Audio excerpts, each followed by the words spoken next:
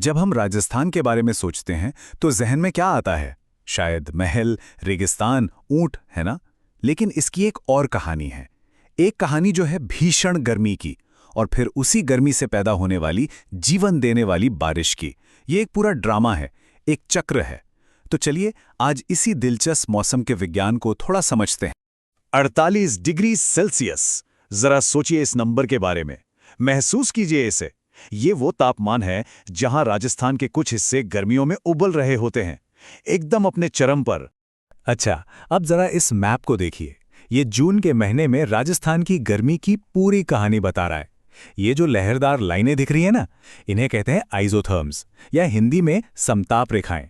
मतलब ये मौसम का एक तरह का कंटूर मैप है जो एक जैसे तापमान वाली जगहों को जोड़ता है। और देखिए कैसे ये पश्चिमी रेतीला इलाका गहरे नारंगी और लाल रंग में रंगा हुआ है। साफ पता चल रहा है कि गर्मी का असली खेल तो यहीं चल रहा है। तो सवाल उठता है, आखिर यहीं क्यों? राजस्थान में इतनी झुलसाने वाली गर्मी पड़ती ही क्यों है? इसके पीछे कुछ खास ज्योग्राफिकल कारण हैं। आइए जरा उनको समझते हैं। देखिए, इसके दो मेन विलन हैं। पहला तो है इसकी लोकेशन। कर्क रेखा यानी ट्रॉपिक ऑफ कैंसर राज्य के दक्षिणी हिस्से से गुजरती है। इसका सीधा मतलब यह है कि जून में सूरज बिल्कुल सिर पर होता है, अपनी पूरी ताकत से जमीन को तपाता है।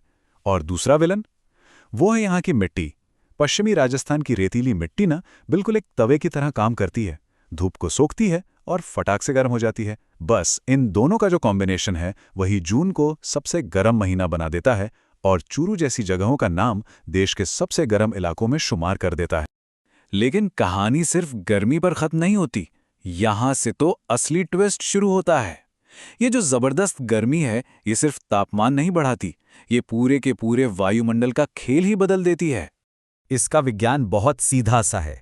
जब जमीन इतनी ज्यादा तपती है तो उसके ठीक ऊपर की हवा भी गर्म हो जाती है, और गर्म हवा हल्की होकर कहाँ जाती है? ऊपर। तो नीचे क्या बचा? एक तरह का खालीपन। इसी को हम कहते हैं लो प्रेशर जोन, यानी निम्न दबाव का क्षेत्र। और ये देखिए दूसरा मैप, ये हमें ठीक वही दिखाता है जो उस गर्मी का नतीजा होता है।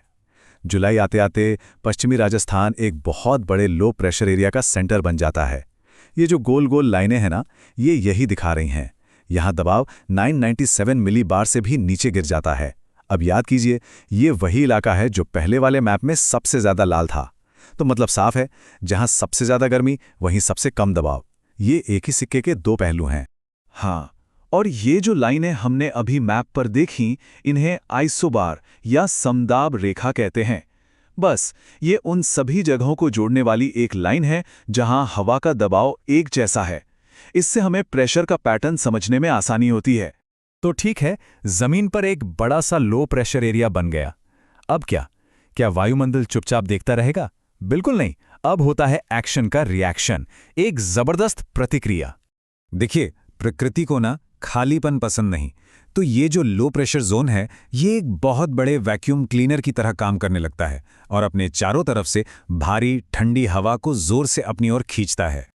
और जब ये हवाएं खींची चली आती हैं तो क्या होता है? नतीजा होता है राजस्थान की मशहूर आंधी, धूल भरी आंधियां। श्रीगंगानगर जैसे इलाकों में तो साल में करीब 27 दिन तक ये आंधियां चलती हैं। और हाँ, कभी कभी ये हवाएं अपने साथ थोड़ी नमी भी ले आती हैं, जिससे मॉनसून से पहले ही गरज के साथ हल्की बारिश हो जाती है। और अब आता है इस पूरी कहानी का क्लाइमैक्स, मॉनसून का ग्रैंड एंट्रेंस। और सबसे कमाल की बात क्या है? वही गर्मी जो इतनी परेशानी की जड़ थी, वही अब विलन से हीरो बन जाती है। वही गर्मी अब जीवन देने वाले मॉनसून को दावत देकर बुलाती है। ये मैप देखिए, ये मॉनसून के आने की पूरी टाइमलाइन है। हम देख सकते हैं कि मॉनसून की हवाएं कैसे साउथ वेस्ट से राज्य में एंटर करती हैं। ये जो तारीखों वाली लाइनें हैं ना, ये हमें बताती हैं कि मॉनसून औसतन कब तक किस इलाके में पहुंचता है और फिर धीरे धीरे पूरे राज्य पर छा जाता है। तो चलिए इस सफर को थोड़ा और करीब से देखते हैं। 15 जून के आसपास मानसून दक्षिणी राजस्थान में दस्तक देता है। फिर 1 जुलाई तक ये राज्य के बीचों बीच पहुंच जाता है और 15 जुलाई आते आते ये पूरे राजस्थान को अपनी आगोश में ले लेता है। और ये जानना बहुत बहुत ज़रूरी है कि राजस्थान को साल भर में जितनी भी बारिश मिलती है ना, उसका 90 से 95% सिर्फ इन्हीं 3 महीनों में बरसता है, जुलाई, अगस्त, सितंबर। मतलब सोचिए, पूरे इलाके का पानी का भविष्य बस इन कुछ हफ्तों पर टिका होता है। पर रुकिए, ये मॉनसून कोई एक सीधी सादी धारा नहीं है। ये असल में आसमान में दो अलग-अलग नदियों की तरह हैं, दो अलग-अलग शाखाएं हैं जो राजस्थान पहुंचती हैं। और यहाँ पर कहानी का एक और मेन कैरेक्टर है अरावली की पहाड़ियाँ। ये एक बहुत बड़ा रोल प्ले करती हैं। जो ब्रांच अरब सागर से आती है वो अरावली के समानांतर मतलब पैरेलल निकल जाती है, तो पश्चिमी हिस्से को इसका ज़्यादा फायदा नहीं मिलता। लेकिन जो ब्रांच बंगाल की खाड़ी से आती है वो सीधा अरावली से टकराती है। नतीजा, पूर्वी राजस्थान में तो खूब बारिश होती है, पर पहाड़ के दूसरी तरफ यानी पश्चिमी राजस्थान एक रेन शैडो एरिया बन जाता है और ज़्यादातर सूखा रह जाता है। और ये पूरा क्लाइमेट साइकिल कितना अनप्रिडिक्टेबल हो सकता है, इसका एक जबरदस्त उदाहरण हमें 2024 के आंकड़ों में देखने को मिला। इस साल मॉनसून ने पश्चिमी और दक्षिणी राजस्थान में तो भाई सारे रिकॉर्ड ही तोड़ दिए। देखिए, जहां एवरेज बारिश होती है करीब 44 सेंटीमीटर्स, वहीं इस साल हुई लगभग 68 सेंटीमीटर्स, मतलब औसत से 1.5 गुना से भी ज्यादा। इसका सीधा मतलब ये हुआ कि दौसा और सवाई माधोपुर जैसे जिलों में इतनी बारिश हुई कि सारे पुराने रिकॉर्ड टूट गए।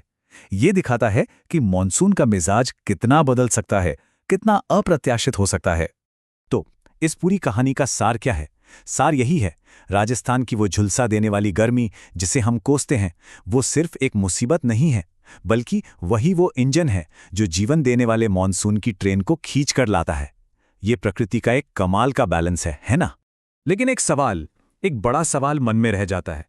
आज जब हम क्लाइमेट चेंज की बात कर रहे हैं, जब गर्मी और भी ज़्यादा एक्सट्रीम होती जा रही है, तो क्या गर्मी और बारिश के बीच का ये सदियों पुराना नाजुक रिश्ता, ये बैलेंस भविष्य में भी बना रह पाएगा? सोचने वाली बात है।